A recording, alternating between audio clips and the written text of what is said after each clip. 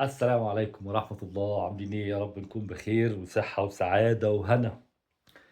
اللهم صل على محمد وعلى آل محمد. يعني عدّى أهو يومين، أنا كالعادة زي ما أنتم عارفين ما باحبش أنزّل الفيديوهات بتاعتي تحت الماتشات يعني. وإن كنت طبعًا بافقد الtrend لإن أنت عارف الtrend بيبقى موجود جوّه الماتشات وتحت الماتشات وبين الماتشات وبين الشوطين وأحداث الماتش واللي حصل في الماتش وكده.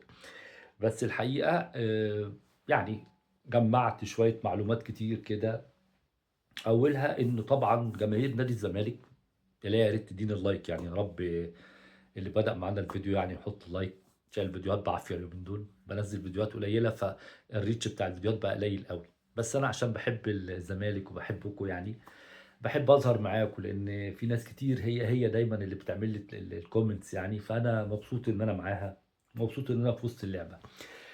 شُفنا مباراة الزمالك وشُفنا ردود أفعال الصحافة الرياضية، الإعلام الرياضي، شُفنا ردود أفعال نادي الزمالك، شُفنا ناس زعلانة جدًا من كابتن معتمد جمال، شُفنا ناس زعلانة من لعيبة نادي الزمالك، شُفنا حاجات كتير جدًا، جدًا، جدًا، جدًا، جدًا. يا ترى مين عنده حق؟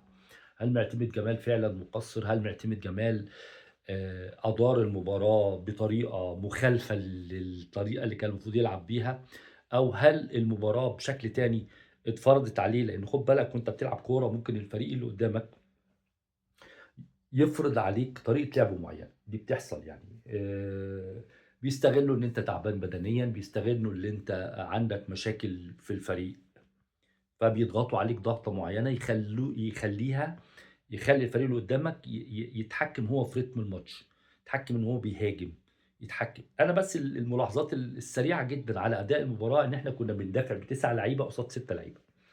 يعني بُص، أنت نازل المباراة ونِفْسك تجيب جون وبعدين تجيب التاني بسرعة ممكن وبعدين تلعب على التحولات، يعني تنزل أنت تحت الكورة وتخلّي الفريق اللي قدّامك يهاجم.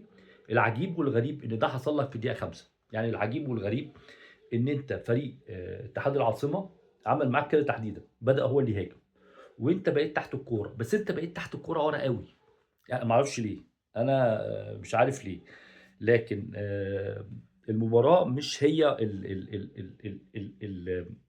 النتيجة الحتمية اللي حصلت في مباراة كرة قدم، لأن المباراة دي سبقها مباريات كتير، نادي الزمالك لو تلاحظوا لعب نفس الماتش ده تقريبًا، هو نفس المباراة لعبها قدّام شباب بلوزداد، نفس المباراة هي، إن كنا يعني ما كناش كسبانين 1 في مصر، كنا كسبانين 1 برّه، وبالتالي الزمالك لعب نفس المباراة بنفس الطريقة، إن هو يسيب للخصم الكورة، ويلعب إن هو بيدافع كويس على إنه يعمل هجمة مرتدة أو يعمل تحولات التحولات في ماتش شباب بلوزداد فشلت، التحولات في ماتش الأهلي فشلت. تحولات نجحت في ماتش سموحة اللي كان بيدافع أصلًا، ونجحت في ماتش بيراميدز، بس. يعني إيه التحولات اللي إحنا عملناها مثلًا طول الدوري بحيث إن إحنا نفكّر إن إحنا فرقة تحولات وإن إحنا فرقة بتلعب على الهجمة المرتدة، لدرجة إن أنا شُفت مذيع المباراة بيقول كلمة هي الحقيقة مفتاح كل اللي حصل في المباراة، قال: "أنا عمري ما شُفت الزمالك بيدافع." وفعلًا إحنا ما بنعرفش ندافع، إحنا كفرقة ما بتعرفش تدافع، فرقة فَن وهندسة بتحب تنقل الكورة، بتحب تباصي، بتحب تطلع، بتحب تنزل بالكورة. طيب عشان أنا ما احبش أظلم حد وعشان نكون برضه صُرحا مع بعض، هو إدارتنا لآخر مباريات كلّها كانت فيها أخطاء كبيرة إن إحنا كنا خايفين زي بعض، خايفين. طيب هو إحنا كنا خايفين ليه؟ أنا برضه يعني عايز أقول لا تنسوا الفضل بينكم، يعني وأنت زعلان من مباراة ما تجيش كده على راجل زي معتمد جمال ولا شك راجل زملكاوي ولا شك راجل محترم، أكيد حاول تسمع هو بيقول إيه، حاول تسمع هو بيقول إيه من سُكاته، يعني وهو ساكت مش قادر يتكلم، حاول أنت تتكلم، تعالَ نشوف مباراة كرة قدم أنت بتلعبها من غير باك يمين، عمر جابر بتلاعب شاب صغير. بينزل محمد السيد شاب صغير في نُص الملعب، بينزل إيشو شاب صغير، أحمد فتوح في أسوأ مباراة في تاريخه، يعني أحمد فتوح ما لعبش مباراة بهذا السوء، يمكن مُصاب الله أعلم، إحنا الفرقة كلّها مُصابة، أنت بتلاعب واحد زي محمد إسماعيل مُصاب، طول الماتش بيلعب وهو مُصاب، بتلاعب حسام عبد المجيد جاي وتحت رجله ديمبل، مش عارف يعمل إيه، قلة ثقة مش طبيعية. بتلاعب واحد والده متوفي من كام يوم وحالته النفسية يعني باينة، باينة للكافر، يعني باينة للكافر، لو في واحد كافر فاهم، هيرأف بهذا الإنسان يعني.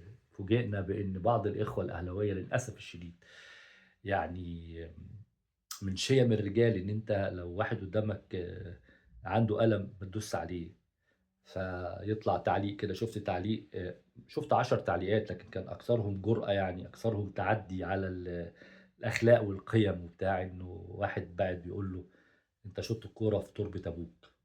أنتم متخيلين أنتم بتتعاملوا مع مين؟ أنا كان زمان كده كان ليّا كلمة كان الأهلاوية بيزعلوا منها يعني، كنت دايمًا أقول أنا مش هاشجّع الأهلي أبدًا في أي مباراة إلا لو لاعب مكابي إسرائيل، يعني لو لاعب مكابي إسرائيل دلوقتي أنا باسحب الكلمة دي، أنا حتى لمّا يلعب قدّام مكابي إسرائيل كل اللي هاقدر أعمله هاقفل التلفزيون، لا هاشجّع ده ولا هاشجّع ده، الاتنين شبه بعض، الاتنين فيهم داء الخِسّة، أنا باقول لك حتى إدارة النادي الأهلي اللي هي فشلت في كل شيء الحقيقة السنة دي، فشلت في كل شيء.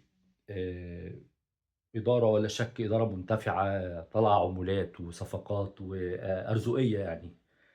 طالعين الفترة دي بيتكلموا على إن هم هيروحوا الاتحاد الأفريقي عشان ياخدوا مكان الزمالك، شوف الخسة يعني. طب أنا هافترض معاك إن أنت هتاخده، يا سيدي خده، يا سيدي خد المكان. على فكرة النادي الأهلي فاز ببطولة أفريقيا في سنة من السنين القريبة يعني مش بعيدة، وكان طالع تالت الدوري، فهي مش غريبة عليهم. تالت الدوري ده يا جماعة اللي هو بتاع الكونفدرالية يعني. بتاع الكونفدرالية، اللي هو بيقول لك لو رُحنا الكونفدرالية مش هنلعب، لو راجل ما تلعبش في الكونفدرالية. أنا لسه باقول يعني لو حظك ما كرمكش والرخصة بتاعة الزمالك ما طلعتش وخدت مكاننا يعني أهلًا بيك يا كابتن، الترجي مستنيك. فلو يعني إن شاء الله خدت مكاننا في بطولة أفريقيا روح، ما خدتش مكاننا أنت عندك مكان في الكونفدرالية وهتلعب. كل اللي كانوا بيقولوا مش هنلعب والكونفدرالية دي أصل الوز الكيني والبط الموزمبيقي والكلام الفاضي ده هيلعب. النادي الأهلي لا يستطيع إن هو ما يلعبش في البطولة، لكن أنا مش عايز أتكلم كتير على الأهلي، سيب الأهلي في اللي هو فيه، سيب الأهلي.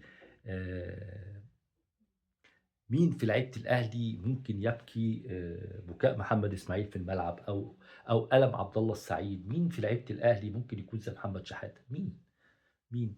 أنتم عندكم فرقة والله مش عشان حاجة، هي فرقة مرتزقة، فرقة يعني جاية زي اللي اتجوّزت واحد خليجي قُلنا قبل كده من بعض، جاية متجوّزة واحد غني، لا أكتر ولا أقل، ما حدّش هيعيّط عليك. شُفنا في مباراة قريّبة جدًا وأنت بتلاعب الجون اللي اتلغى لتريزيجيه وأنت بتلعب مع بيراميدز، شُفنا إمام عاشور راجع إزاي، راجع فرحان، راجع راجع ولا هَمّه، راجع ولا هَمّه إن أنت اتعادلت أو ما اتعادلتش. شُفنا البوست الأخير بتاع إمام عاشور وهو ماسك الفانيلا وبيبوسها، بكام يا كابتن؟ بتبوسها بكام؟ يا ترى الصورة دي خدت عليها كام؟ فتخيّل الحُب ما بيتباعش، الحُب ما حدّش بيبيع حُب وما حدّش بيشتري حُب وما حدّش يقدر يجبر واحد على إنه يحب أو يكره. الحُب شيء سامي، الحُب شيء جميل، بتفرضه علينا القلوب، يعني القلب هو اللي بيحب وبيكره. الزمالك إحنا بنحب الزمالك، إحنا بنحب الزمالك وإنه هو فقير وعارفين إنه فقير وعارفين إنه غلبان وعارفين إن الدنيا كلّها ضده، وعارفين إن مجلس إدارته شوية منتفعين ال10 اللي كانوا قاعدين. تخيّل أنت أنا تخيّل أنت أنا كزملكاوي ال10 البهوات اللي كانوا قاعدين دول بما فيهم الأخ الأقرع ده، أحمد سليمان بتاع مشتاق. تخيل أنا كل اللي بافكّر فيه قُلت لو ال10 دول ما كانوش جُم وكنا بِعنا ال10 تذاكر مثلًا في المقصورة، التذكرة كانت ب5000 جنيه والّا حاجة، كنا طلعنا ب50,000 جنيه. تخيل هو ده رأيي في مجلس إدارة الزمالك، مجلس إدارة الزمالك اللي كابتن حسين لبيب ما شُفناهوش بقى لنا 6، 7، 8 شهور يعني الحمد لله على السلامة، ربنا يرجّعك لينا بالخير يعني، يا ريت ترجع لنا أفضل بحَل لأي مشكلة من مشاكل نادي الزمالك. مجلس إدارة ما بيحلّش ولا مشكلة في إدارة نادي الزمالك ولا في نادي الزمالك ولا في ملعب الزمالك ولا لعيبة الزمالك ولا بيعمل أي حاجة. الحاجة الوحيدة اللي عملها مجلس إدارة الزمالك إن بن طايك اتجوّز بنت أحمد سليمان، يعني أنت متخيّل يعني، يعني بقينا بتاع ده مكتب جوازات يعني الحمد لله. الزمالك هيعمل إيه في الدوري؟ إن شاء الله الزمالك يعني هو الماتش خُد بالك صعب جدًا لسبب بسيط، أنت بتحارب الدنيا كلّها. ماتش الزمالك أنت هتلعب أكيد من غير محمد إسماعيل، هتلعب أكيد من غير فتوح، هتلعب من غير عمر جابر، هتلعب من غير محمد شحاتة اللي متدمّر، هتلعب من غير لعيبة كتير أوي، هتلعب من غير نِفْس، هتلعب وأنت عمّال تفكّر في المباراة اللي فاتت مع سيراميكا اللي جاي مش في دماغه أي حاجة، ده فريق بيلاعبك هو مش خسران أي حاجة، أي حاجة وعايز يكسبك، وعايز يكسبك مش إرضاءً لنَفْسه، أنا يا أخوانا مش ضد إن الفريق اللي قدّامك يلعب ويكسب ويتعادل ويسيطر عليهم، ما عنديش أي مشكلة، أنا ما كنتش شايف إن فرقة سموحة بتعمل حاجة غلط، أنا مش شايف إن فرقة سيراميكا هتعمل حاجة غلط لو كسبت الزمالك، أنا دايمًا باتكلّم عن الدوافع اللي بتخلّيك تعمل كده، إيه الدافع اللي بتخلّيك يعمل كده؟ يعني إحنا عندنا مبدأ الدوافع في الإسلام مهم جدًا، يعني أنت لو رُحت حاربت عشان يتقال إنك بتحارب ده غلط، ده نفاق. فأتمنى طبعًا إن المباراة تعدّي على خير، أتمنى إن الزمالك يعني يكسب، يتعادل، المهم إن إحنا ناخد الدوري، وصدقوني والله لو ما خدناش الدوري أنا مش زعلان، مش عشان حاجة لإنه هي مش نافعة، يعني أنت حتى تخيل إن أنت زعلان مثلًا على بطولة الكونفدرالية، كل الناس بتزعل على بطولة عشان الفريق ياخد بطولة، لأ أنت زعلان عشان خسرت فلوس، أنت متخيل؟ يعني أنت متخيل أنت بتعمل إيه؟ في الوقت اللي النادي التاني عنده رعاة بيدّوا له 4، 5 مليار، ما تفهمش ليه؟ مع إن نتايجه سيئة جدًا بقى لها سنتين، نتايج النادي الأهلي سيئة جدًا، جدًا، جدًا على المستوى الأفريقي، على المستوى الدولي راح كأس العالم طلع رابع المجموعة في أسهل مجموعة في البطولة. لكن ما تفهمش ليه هو الناس بتُغلِّب عند النادي الأهلي، إنه مثلًا مشجّع للنادي الأهلي ومشجّعي الاتنين الحقيقة مشجّعين النادي الأهلي الكبار بيساعدوه، يعني في ناس كبيرة أوي بتساعده، أنت لمّا تشوف مثلًا أستاذ محمد أبو العينين الراجل المحترم، صاحب شركة كبيرة زي سيراميكا بيقول لك عينينا للأهلي، عينينا للأهلي.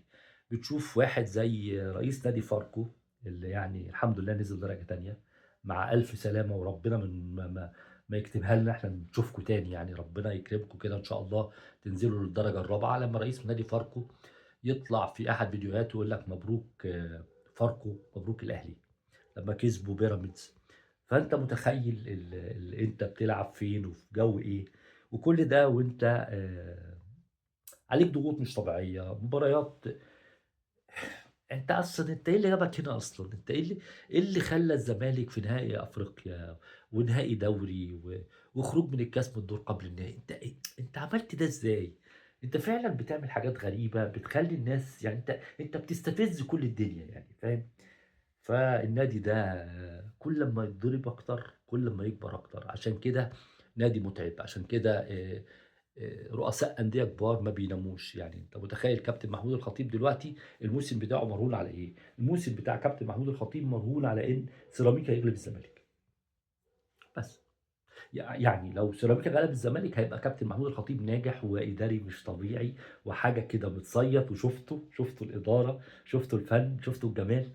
ولو الزمالك اتعادل مثلًا والّا غلب سيراميكا، فهنبدأ نتكلم على إن الزمالك لازم يتعاقب، وإن الأهلي هو الأولى أنت يعني ما فيش كورة، يعني أنا عايز أقول لك إن النادي الأهلي مش هيلعب كورة عشان يوصل لحاجة، كلّها من برّه الخطوط، كلّها اجتهادات كده غريبة وعجيبة، كلّها إدارة من خارج الملعب، إحنا ما بنلاعبش الأهلي كورة، الأهلي ما بيلاعبناش كورة، الأهلي ما بيلاعبناش دوري بيلعب مع 24 مباراة، 25 مباراة، 27 مباراة، لأ إحنا بنلعب حاوريني يا تيتة كده، حاجة كده ما لهاش دعوة بالكورة.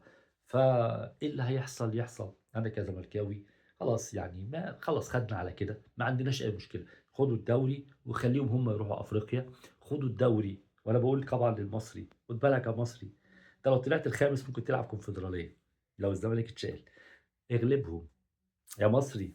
أنا مستغرب يعني ما فيش حد بيتكلم عن دوافع المصري للفوز، ده المصري اللي ما بيلعبش الأهلي لا في بورسعيد ولا في إسماعيلية ولا في السويس، ما عندكوش خالص دوافع للفوز، خالص، بتحبوا الناس دي أوي كده، والناس دي بتحبكم أوي كده، يا كابتن كامل أبو علي سيب بس الفريق يلعب كورة، سيب الانتماء يعني، خليهم يلعبوا كورة، يتعادلوا، يكسبوا، يتغلبوا 10-0 بس يلعبوا، صباح الفل.